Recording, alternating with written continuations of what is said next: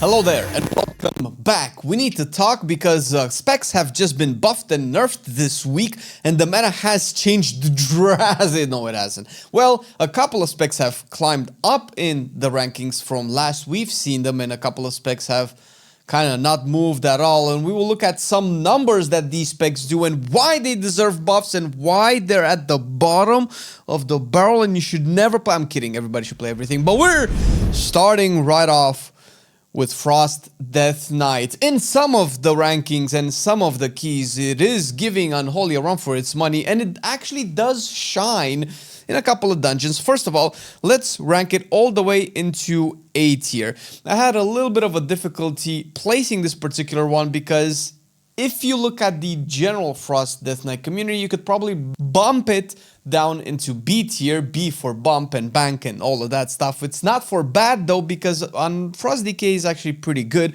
especially in dungeons where the pools are smaller, particularly Theater of Pain and Rookery, I think, as well, where you don't get those big pulls for Unholy to shine, because obviously that is the most closest contender that you have, and there's a very good chance that the best Death Knights in the world are probably playing Unholy, or at least the majority of them, so you don't see that level of skill squeezed into Frost and its overall performance. But when you do get some of those niche situations where the small pools definitely favor Frost a little bit more, you see Frost actually ranking in the top 100 DKs in the world, doing 17s, possibly 18s as well, but since those are kind of like the only times that happens, I cannot realistically bump it any higher, and even that is putting it with a little bit of generosity into A tier, because by our estimation, if let's say the rank 1 Unholy DK would be playing Frost DK, you could probably see that person do keys all the way up to like plus 19s with that skill and particular gear. And what better way to smash those DPS meters than with a proper gaming keyboard? And I'm talking about, of course, the Apex Pro TKL from SteelSeries, the best-selling TKL keyboard in the whole world, and that's for a good reason. Bro, I'm not sure pressing keys on a keyboard should feel this good. The quality is just out of this world, and its compact and sleek design makes it look incredibly elegant on your desktop. Not only that, the design is fully customizable, crazy fast with adjustable and hypermagnetic switches, contributing to that satisfying feel when mashing buttons. And since we are all gamers here at Marcelian Online, as far as performance goes, the Apex Pro TKL is the world's fastest keyboard when it comes to the response time, around 11 times faster than traditional mechanical keyboards. Ever had that moment when you needed to interrupt a spell and you were pressing the button and nothing happened? Yeah, that won't be a problem with this keyboard, which is true for another reason as well, and that is the rapid trigger tech. This system gives your keys a dynamic activation based on how hard you press on the key, or rather how far down you press it. You can customize it with 40 levels of actuation so that your key inputs respond to how you press them and not an industry standard arbitrarily chosen. Everyone uses keyboards differently, so why not make sure yours is set to your personal touch? An even cooler thing that takes advantage of this technology is the 2-in-1 action keys, where based on the type of press that you add to your key, you can add an extra function to that same button. Like a light touch would get your character to walk and a deep press would get it to sprint. But you know, you customize whatever commands you like. You can get the Apex Pro TKL by using our code Marcelian for a 10% discount, and you will be supporting our channel as you do while getting a sweet ass keyboard to take your game to the next level. Just click the link down in the description. Thank you SteelSeries for providing us with the dopest gaming gear ever to caress our fingers. And now that you have proper peripherals to play World of Warcraft with, you definitely need to play Unholy, because this is the year of the plague. That doesn't sound right unless you're Unholy DK, because that sounds perfect for you. It's not as much as the Year of the Plague as the Year of the Blood, and that's not the tank, but it is the Blood Beast that was nerfed, and it's not actually why Unholy is so good, although it is a contributing factor to the ceiling of DPS potential that Unholy has, since outside of Blood Beast, Unholy still does really good damage, and even if you don't play Sand Lane, you still do really good damage, and it's looking like with the buffs and nerfs that we kept seeing in the last couple of, I don't know, 3-4 weeks, the devs definitely want to bridge the gap between Rider of the Apocalypse and Sand Lane, particularly because Sand Lane definitely has this delta variance of DPS output when the Blood Beast actually spawns properly. Maybe even once you have a couple of buffs on you and every mob is still alive, it does uncapped AoE damage, and that's really good, but it is inconsistent and RNG. And still, that wouldn't be enough to put Unholy in the S tier. Its raw damage is really good. Obviously, the DK utility is really good, but DK utility is also not why it's here. It is, let's be honest, because of the damage. Since at the end of the day, you do need that damage, and Unholy is, right now, the rank 1 bringer of that said damage, while other things that you might need in your group outside of damage is brought basically by probably most other specs in the group outside of the DK. DK is just the bro that smashes, and bro, I got this. You heal and break roots and kick and dispel things, I will kill everything else. Now, moving on to a less favorable spec this year, Havoc is kind of in the same boat as Frost DK, where for all intents and purposes, it could be a B tier. And if you look at, I'm not sure, I think Archon.gg, they rank Havoc even lower.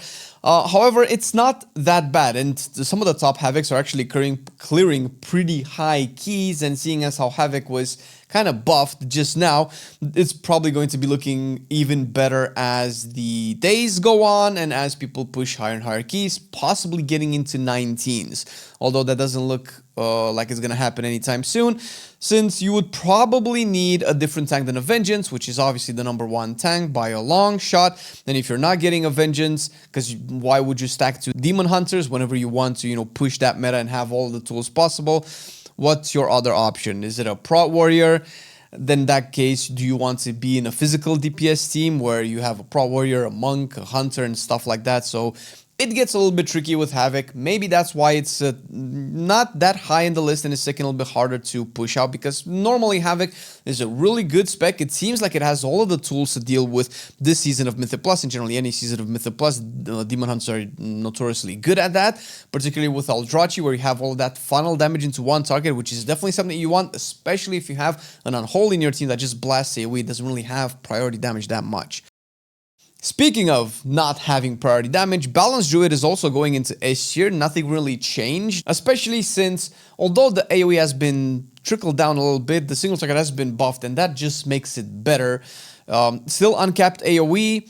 I don't think it can rival Unholy in AoE, but it's probably the second best in the game at the moment, and it does bring a lot of druidy goodness. It's basically like a weaker Unholy at the moment, but with probably a better utility kit. First of all, you have the Dispel, which if you're rocking the top meta comp, that's probably where your Dispel is going to come through, and particularly the Curse Dispel in dungeons like Theater of Pain, Rookery, plus Mark of the Wild is obviously really good. The Typhoon Ursol into mass AoE Silence Beam is way better than you think, especially if you want to lock down a group of casters and have to stop them all from casting for a little while. I'm thinking the first pool in Workshop, for instance, that is a contributing factor as to how you do that. That's why Vengeance was so good, because the Silence group up and lockdown. But I digress. Balance is just overall very solid. It is what you would expect an S tier spec to be. Unholy is just a level above that.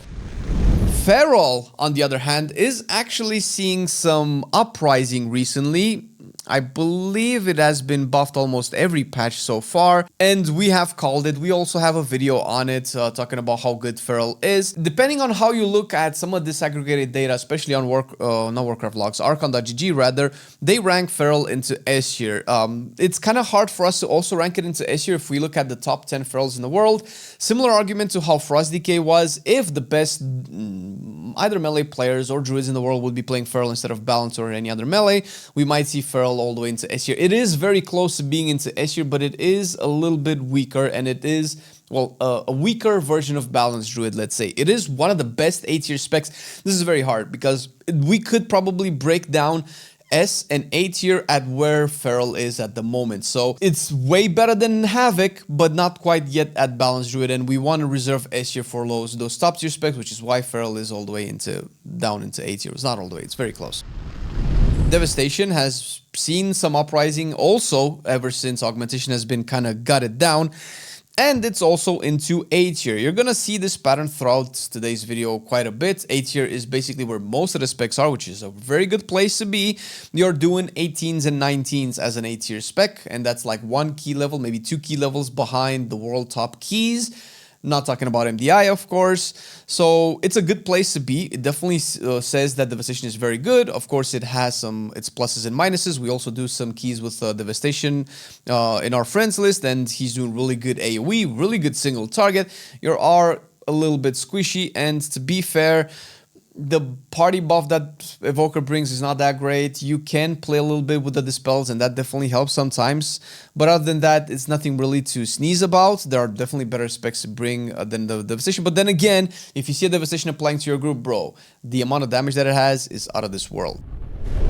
Again, depending on where you look at rankings, you might see BM Hunter ranked highly or lower. I think, once again, Warcraft logs / Arcane.gg and aggregated sites rank BM a little bit lower, and I believe, and when I say lower, it's about C tier, but we're not going to put it into C tier. We're actually going to put it into B tier. It's not that BM Hunter is bad, because I believe before the marksmanship buffs, it was an A tier, almost S tier spec, and it's not like it got nerfed. I'm not sure if it scales poorly with eye level or poorer than other specs, but it is still a very, very good spec. It definitely is a difference between BM and, let's say, marksmanship or a lot of other specs. And it could be that just the majority of the BM hunters just gravitated towards marksmanship as a result, since it's been a very long time since marksmanship was good, and that's coming up next. And BM is maybe slightly boring, and it doesn't have that upfront burst. The overall consistency of BM's DPS is just very good, very solid. It's just not amazing at any one particular thing like marksmanship would be, which I think marksmanship goes way in front of Frost DK. We're going to have a lot of specs between marksmanship and Frost DK, by the way. Just a little bit of a spoiler, but marksmanship has been turning heads around, and I do want to talk about this because we are at the hunter category. There is a phenomenon going around in Mythic Plus this season, and I super love it because we haven't seen this almost ever before, or at least it hasn't been talked about almost at all, because I haven't heard about it, and that is the physical comp and the magical comp. We might have a video on it in the upcoming days. So marksmanship is a physical DPSer clearly, and you would run it in a physical type comp, and that's because Vengeance is not the only good tank. Prot Warrior is also a very good tank, and you have Warrior specs that are also very good, and you have also Monk specs that are also very good. So normally what you would see is, to kind of stack all of the buffs possible, you'd see Marksmanship Hunter in a group that has a Warrior and a Monk at the very least. Now, I don't know what specs these two would play, it doesn't really matter, but you do get the Battle Shout and the physical damage increase, and that actually stacks up, since Marksmanship is just very good at AoE burst damage, and you definitely want that if you want to play Marksmanship, since you're most likely not going to be in a team that has an Unholy or a Balance if you are in a coordinated team. Obviously, if you're playing plus 12s, plus 14s, and you're pugging, or even lower keys, you can just play Marksmanship in any composition. But when you want to optimize, you want to stack those buffs. You might even have a Feral in your group as well, because obviously Feral is also a DPS spec, benefiting from Battle Shout and the Monk debuff, and that is essentially the physical comp, the other side of the coin in pushing keys. It's weaker than a magical comp, of course. It's about 1 to 2 keys below, but we do see hunters actually rocking it. Not on survival, however, unfortunately, our first and maybe only C tier spec. Stick around to find out. Survival is down bad, actually. It's seeing some weird uprising in raids in single target, because I do want to mention that, since it's kind of like the new thing going on this week, but this is a Mythic Plus ranking, so we're not going to talk about that.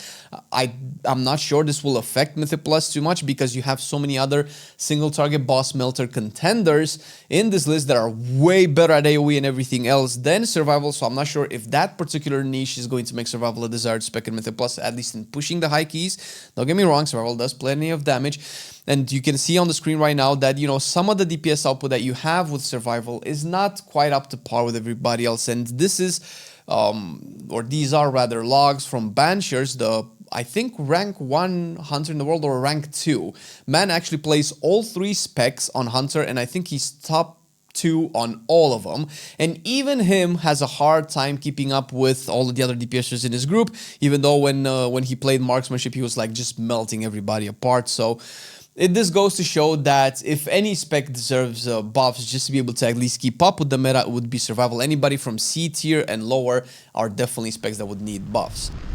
And last time we had Arcane down low, and this time we do not. It has premiered as the #1 mage spec so far. Spoiler alert for the next 2. It is the premier boss killer. Such a nice compliment to the Unholy DK and Balanced Druids of the world, aka the S tier specs that you see right now are the team that you cleared the #1 keys in the world in exactly this configuration, and they complement each other very well. Obviously, Arcane brings Arcane Intellect, which of course makes Balanced Druid better, but also the healer better, and you want that as much as possible whenever you're pushing the highest of keys. And even if you're not doing that, even if you're doing lower end keys, Arcane is just amazing at melting bosses, and not only bosses, but also priority targets, because that is where it shines. It doesn't have that great AoE, but once you put Arcane into a Cinder Brew pool at the beginning where you have the hired muscles, and you just put your touch and all of your Arcane surges into the one target, that higher muscle just gets melted the fuck away. And I think, I'm not sure, but I think I also played Arcane in a Priory 10, 11, 12, something like that, and we did a Suleiman pack, and I think Suleiman just died before the rest of the pack. So once you have Arcane in a Lieutenant pool, that Lieutenant is probably going to die before the rest of the pack. That's just how much priority damage Arcane has, and it's you cannot see it on the meter, but that's what you need to be able to clear the top keys. And it's nice to see the synergies that you have, and not just every spec is good at everything. Fire Mage used to do what Arcane does now, but it does it at a much weaker version. It's still a very good spec. Also, like I mentioned, the cutoff for S tier and A tier would be at Feral. So these are very close to each other. Feral and Fire are actually very close, and with a lot of other top A tier specs, they could just as well be S tier. They're just not, because we just like to reserve S tier for like the #1 keys in the world. And let's say Fire and Feral, or Fire in particular, would be the #2. There are some of the top Fire Mages out there that are just doing almost the same key levels as Arcane, so it's not that bad, but it is downgrade kind of, because Fire does way more AoE damage than Arcane, but a little bit less single target. So, but you already have Unholy and Balance that do that way better AoE than Fire, so what is the purpose of actually having a Fire Mage in the group? Listen, it is simpler. We're gonna have a video on it as well, so don't worry about it. Frost Mage is also coming about, and I was actually hoping to rank this a little bit higher, but it's not quite there yet. Some of the top rank 1, rank 2 Frost Mages out there are doing very high keys, but of course, as always, we cannot really rank all of the spec itself, the entire spec itself, based off of 1 or 2 players, because we would just have Holy Paladins in S tier. That's for another time. It is a very good spec. Its damage seems to be slightly lower than the other mage specs, and obviously it just brings the mage utility that everybody else does. You can, if you play Frost because you like Frost and you're a Frost fanboy and you just cannot stand or cannot play Arcane and Fire, you're still going to be a very good addition to your team. But the blooming obvious is going to be there, where if you just press change spec, you would be way better, or at least a little bit better. Windwalker is not doing that great compared to the rest of the specs. However, it is still, weirdly enough, an A tier spec, and this is not personal bias. I think it's maybe a little bit better than Havoc. This is not personal bias at all. It is doing high keys, and it is one of the specs that you would take in the physical comp that I mentioned before. You are hardly ever going to see let's say Feral or Marksmanship group pushing the highest of keys without a monk present. Now you could have Windwalker as your DPS, or you could have Prot Warrior. It depends on your team composition. If you have a Warrior DPS, you're likely gonna get a Brewmaster, right? What am I saying? You could either have a monk as a DPS or a monk as a tank, right? There is like 1 or 2 Mistweavers out there that are doing really well, but this is just so much better that it's very hard to replace. If anything, you're likely to replace like a Fury Warrior or an Arms Warrior with a Windwalker than you are a Discipline Priest with a Mistweaver. So it would make sense for some of the top monks in the world to be Windwalkers and clearing some of the highest keys, because they do bring that monk utility, particularly the Mystic Touch debuff. The kind of soothe, but if you're in a group with a Hunter, you probably don't need that. Ring is also very good in isolating some targets, in stopping stuff like Theater of Pain pulls, where there's just so many casters that you need to pull in one go. And if you do play in a group with casters or marksmanships that have a very low kick very high kick cooldown, you will need all of the stops possible, and the Monk definitely helps with that because everybody's just stand DRing all over the place. Ret Paladin has been buffed recently, and I'm not sure if we're actually seeing the full extent of the buffs for Ret Paladin. I'm going to put it all the way into A tier. I would like to personally say two things that are contradictory to themselves, but I think they're very funny.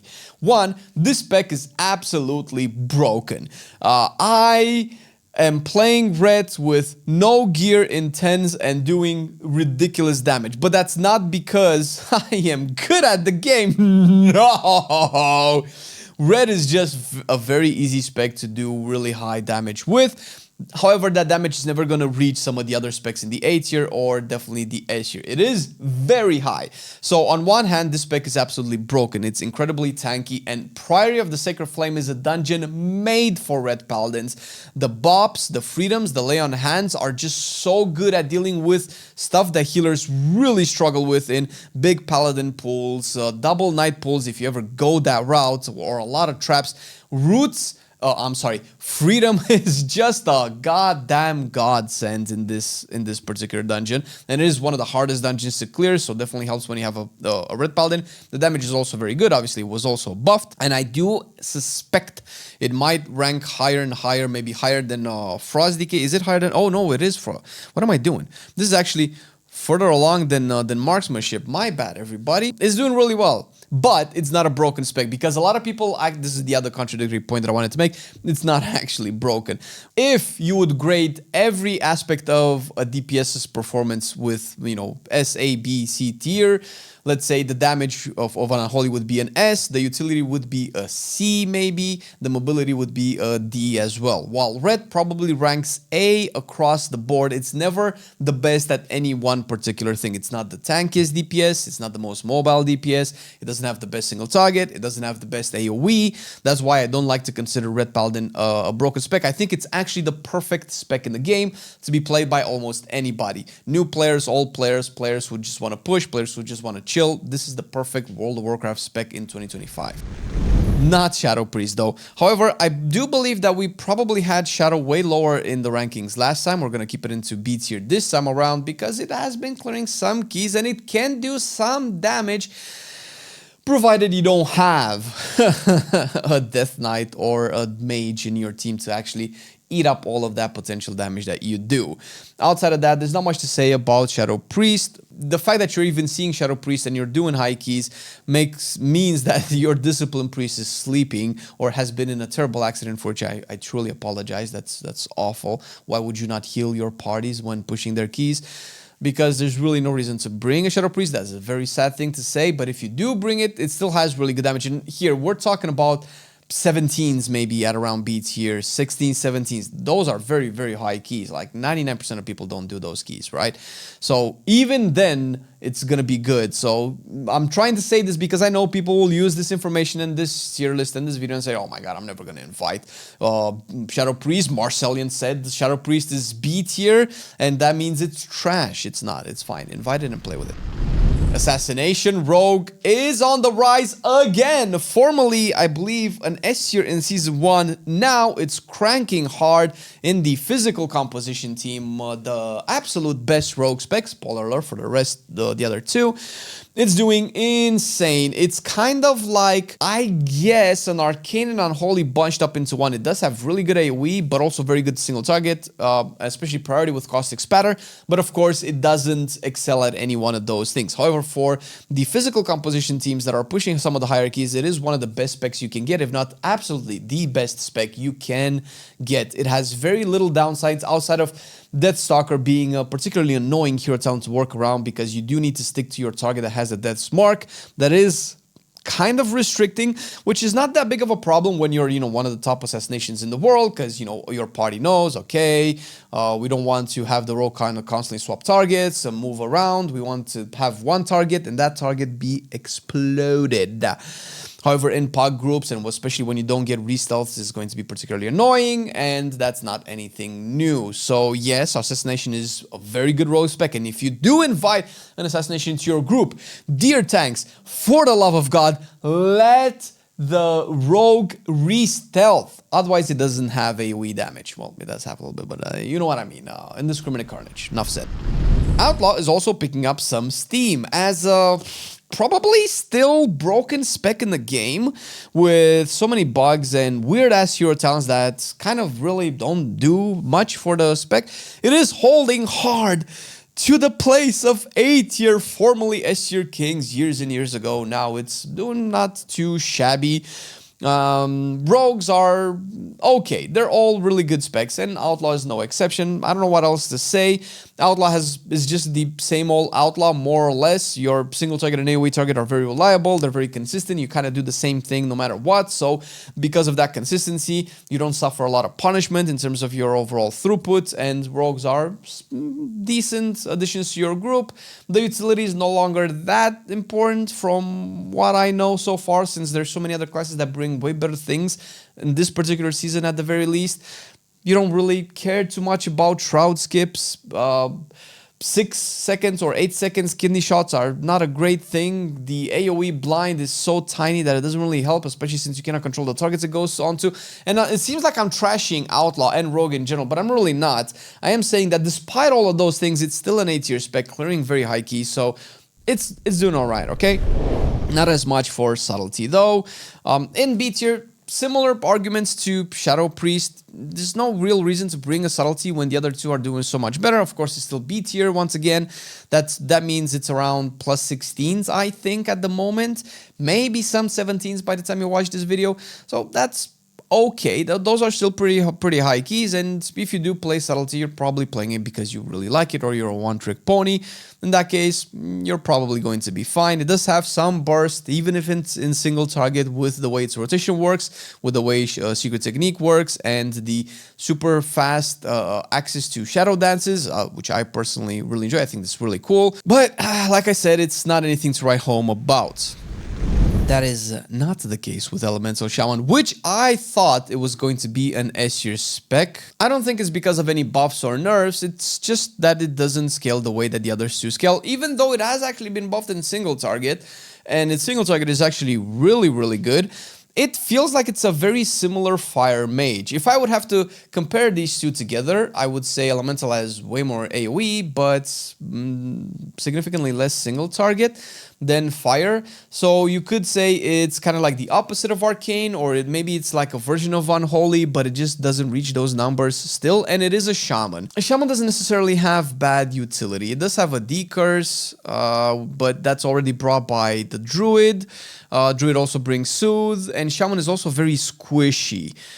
Earth Elemental is just a very outdated cooldown that actually does nothing, and it's a problem because I do strongly believe that part of the reason why Shamans aren't getting any tankier is because they have the access to Earth Elemental, but once you go into higher and higher content, even on the plus 12s that we do on stream, twitch.tv/Marcelian online, the Earth Elemental kind of dies in like 2 seconds, so it doesn't really accomplish much, although for Elemental Shaman, it might live a little bit longer than for Enhance and a Restoration. I'm trying to remember if I've seen one of the best Elementals ever be beaten by one of the best Unholies. It's just that Unholy just brings so much more to the table than Elemental, and that's probably why Elemental is an A tier, not because it's lacking anything particular, but it doesn't bring anything over anybody else. Enhancement is in a similar situation. Boy, Shamans are actually eating really well. Where do I have this? I think I have this just below Frost Mage. It's doing relatively the same level of content as Elemental. It is indeed a melee. You'd normally favor melee, but I think Elemental just has a better damage profile than Enhancement. And if both of them are equally as squishy, and they are, ask Marcel, and he's healing them, then you probably want one of them to be range at the very least, because it's a little bit safer to have a range. You can LOS some of the cast, like in Darkflame Cleft, but you cannot really do that with Enhancement, and it doesn't bring the benefit of being a range in a range-favored season, as opposed to last season. So overall, it's fine. Enhancement, not much to say, just has the same talking points and utility as an Elemental Shaman, but just a melee version of it. Affliction is doing better, actually. I believe last time we had Affliction down into C tier, right next to Survival, but it said, bye Survival, I'm going up, moving up to a more exquisite tier of the meta office building that is this season. I don't know where I'm going with that, but it is doing a little bit better. Not much change for Affliction outside maybe some overall buffs. I can't remember if Affliction got anything particularly interesting in the last couple of weeks. It suffers from probably a major design flaw when it comes to Mythic Plus. It lost some of the things that it could do really well in Mythic Plus, and it just moved that around to Wither in terms of damage profile or Malefic Rapture spam. I believe Hellcaller is the better Affliction hero talent to go, although it doesn't change the fact that a lot of the AoE dotting is around Vile Taint, a much inferior version to Shadow Crash, a very much inferior version to Ethereal Kindling that a Balanced Druid has. It's one of the 3, I guess, main AoE dot specs in the game, and is the only one out of all of those that cannot properly maintain AoE dots up, and I think that's a major contributor to why it is so low. I say that every time, maybe it's just my personal bias, but Warlocks are just overall not that great in Mythic Plus, period. Demo is doing a lot of the heavy lifting for the class now. I think I want to put it in front of Frost DK here. It's just slightly better than Frost DK, but not by a lot. And I think this is actually the breakpoint between A tier and what could potentially be A- or B+ tier or something like that, where Demonology is. Some of the top Demonology Warlocks are doing decently high keys and have decent score overall. But I just strongly believe there are not that many good players playing a Warlock. Obviously, there are. I'm not saying that the top Warlock players are not good players. Don't burn me to the ground. But I'm saying that probably some of the best range players are playing a Mage or a Druid or a Shaman spec, I would say. Overall, it's a similar situation with Affliction where Warlock just suffers from a design flaw in Mythic Plus. The Battle Resurrect that they bring is the worst in the game because it has a very long cast time on a spec that's very immobile and has to cast a lot all the time anyway, with instant cast being dumbed down for Demonology and Warlock in general, where they don't want Warlock to have a lot of mobility. I get it, it's a tanky spec, but having a 2-second plus cast on the battle res in this modern age of encounter design is just a very big liability, since you're very likely to cast that and overlap it with the mechanic that you have to dodge. So you might have to stop casting or break your spell cast a lot of the time. In a world where that can be changed to be an instant cast but cost a spell shard or something like that, like Paladins have, maybe that would be a better situation. But until then, Hellstones are just okay, and Gates are maybe really only really relevant in Theater of Pain, and even there you can do the skip for the alternatives without a gate anyway. Moving on to Destruction, the MDI star, kind of, where, remember the time when I said that Elemental maybe has the best AoE in the game? I might be wrong, because in the latest MDI weekend, not the one that's coming in a day, or maybe today, based on when you watch this video, Destruction was the king of AoE, especially in Cinderbrew. I don't know if we're going to see it again, because that's kind of like the only really good thing that Destruction does in a high-end competitive environment. It's still good enough to be all the way into A tier, but everything else is lackluster. And although Demonology doesn't do as high AoE as Destro, no, I don't think any spec does, at least it does way better single target, and that's probably why Destruction is a little bit lower. And if we were to take away the big-ass pools that Destruction can just destroy in, you'd probably see Destro maybe even in B tier. I'm just saying. But right now, for the same reasons that has always been really good, it's all the way into A tier. It's not the best because there's just other specs that do what Destruction normally does way better. Arms Warrior, the first Warrior spec, is going to all the way to where kind of Red is. Now, I don't know if it's in front or behind. I think initially I had it in front of Red. I'm not too sure. At least the contribution that Arms does to the group is a little bit more straightforward, clear, which is a weird thing to say for Warrior, because Battle Shout is actually really good, like I mentioned before, in the physical composition teams. Now, like I said, you can bring that from an Arms Warrior, you can bring that from a Pro Warrior. It's not going to be from Fury, by the way, spoiler alert. And if it's not a Pro Warrior, then you're definitely going to get it from Arms, and outside of that, It has decent good bursts, especially if you play around your collateral damage proc. You can do some insane cleaves, and the single target is not that bad. Still, I believe the best execute profile in the game, and for those long boss fights in those high keys, that is definitely worth it. The first thing that ever comes to mind is the Dark Flame Cleft Candle King boss. I feel like that's probably one of the hardest bosses this season, at least from where we are doing the dungeons right now. But if you do want a warrior in your team and you're getting on arms, that's probably going to be a good idea, because Fury, unfortunately, is significantly behind. Now, Fury does excel a little bit more in single target fights and low target counts than in big AoE, similar to Frost DK, I would say, but with less damage overall. Obviously, being AoE capped doesn't really help. It's in a similar situation as Windwalker. For the last couple of weeks, it was doing better than Windwalker, but it seems like that has changed. Now, I don't necessarily think because Fury was nerfed, because obviously it wasn't. It got a Blaze Storm buff, but no warrior specs were playing Blaze Storm in Mythic Plus, so I believe that's just probably a raid buff for both of these specs. And it doesn't really do anything. Like, if you want a warrior spec in your group for any warrior things, you're probably not going to want to get that from Fury. And even if you look at the rank 1 Fury in the world, which I think it's Noxic or Noxiv. I'm sorry if I miss your name, bro. You are a god amongst men. Even that guy is barely keeping up with its contender DPSers by getting like perfect parses and perfect playstyle in the dungeon. Similar to Survival, I believe Fury definitely needs a buff. If it's gonna be AoE capped, at least in like 5 targets, let it actually explode. And last but not least, maybe to nobody's surprise, Augmentation, what are you doing? Slipped off of my mouse cursor. It is all the way down into D tier. It's doing a little bit better, and some of the best augmentations are clearing 17s at the moment, but that's like 1 or 2 of them, so I cannot reliably use it to rank it that high. It is a wild card of a spec. Its damage is all over the place. You can actually see it maybe sometimes out DPSing, a really good spec, and just a lot of the time just being at the bottom. It's very hard to quantify the value of augmentation, considering that the support value of it has been nerfed so much that it's no longer really that relevant, and the damage that it brings is just very low altogether. It will continue to remain a question mark of a spec, whether or not you want to bring this into your group or not. But what do you think? Let us know in the comment section down below what you think we got wrong about this tier list, even though we use data and numbers to rank all of these. But I'm sure there's 1 or 2 at least that you might play that you might think is doing a little bit better, a little bit worse, and might need buffs or nerfs. And in the meantime, you can also check this video out and see what is going on with the 1-button rotation and the future of weak cards in World of Warcraft. Click it.